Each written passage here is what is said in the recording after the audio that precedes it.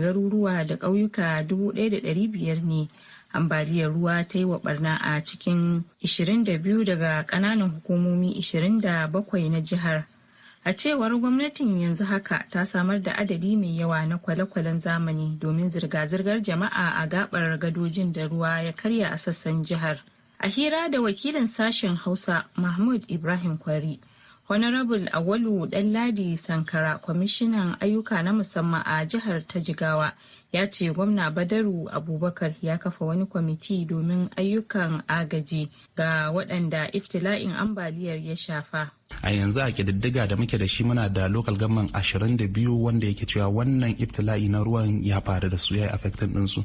Banda wannan a cikin local government 22 din nan akwai ƙauyuka guda 1,554 wannan ambaliyar ruwan ya shafe su. Akwai hekta 138 wasu sun yi shuka masara, wasu sun shuka dawa, wasu sun shuka shinkafa, wasu sun kusa girbi, wasu sun zo dab da ma ishu din abin da zai kasance ta fara fidda kai, su ma ruwa ya zo ya shafe ya shanye. Mai girma gwamna ya kafa kwamiti akan wannan matsalar da take faruwa. Shi wannan kwamiti menene aikinsa? Farko akwai yanzu kamar kwale-kwalen da ake amfani da shi wajen ceto mutane ko kuma inda ambaliyan ake tunanin ruwa ya zo ya balle ta wani lokaci cikin dare zaka ji ruwan ya balle ya shiga ya ci waje. Kowace local government mun kai wannan kwale-kwale wanda yake na zamani mai amfani da inji ne ba wai wanda ake tuka da hannu ba, an kai guda 5 farko kenan. A wannan local government 22 akwai kuma wanda cewa abin su yayi tsamari kamar irin siringin wanda yake cewa ga cewa abin ya ta nan ruwa yake fara tahowa, su kuma sai muka yi a maimakon 5 sai muka ce musu to shikenan akai musu 10. Daban da wannan kuma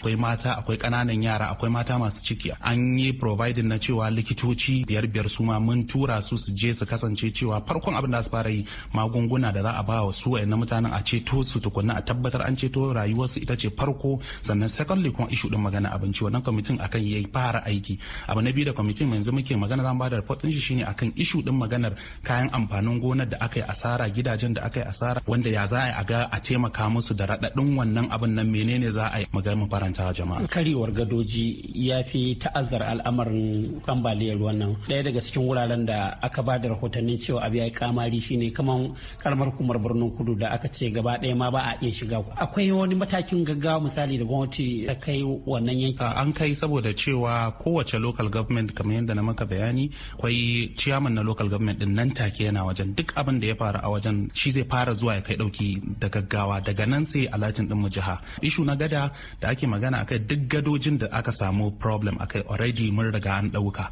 wanda yake ce sa a cikin kwamitin nan an saka cewa akwai ministry na works suna ciki. Kama gada da kake magana da Birnin Kudu a sani na dai already an fara magana ma aikinta. Banda wannan duk gadar da aka samu problem akai kokari ake akan ya za a gyara ta, koko idan ba san da ba za ta gyara a yanzu akwai a wannan lokacin da ana ruwan nan ba, koko ruwa yana wannan wajen ai kokari a ga yanda za a fidda hanya ta bayanta ko ta gefanta wanda za ta zama temporary yanda za a iya hucewa a ci gaba da dai uzurrurruka, a ci gaba da harkar kasuwanci kafin ita gwamnati ta zo ta yi wannan gyaran. Ya zuwa yanzu gwamnati kamar nawa ta kashe a wannan hidima?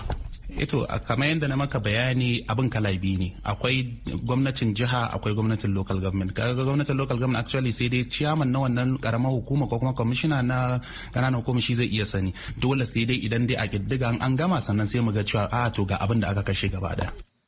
Kwamishinan ayyuka na musamman a jihar Jigawa kenan Honorable Awalu Ɗanladi Sankara. To ana sauraron labaran duniyar ne daga nan sashen Hausa na muryar Amurka a birnin Washington DC.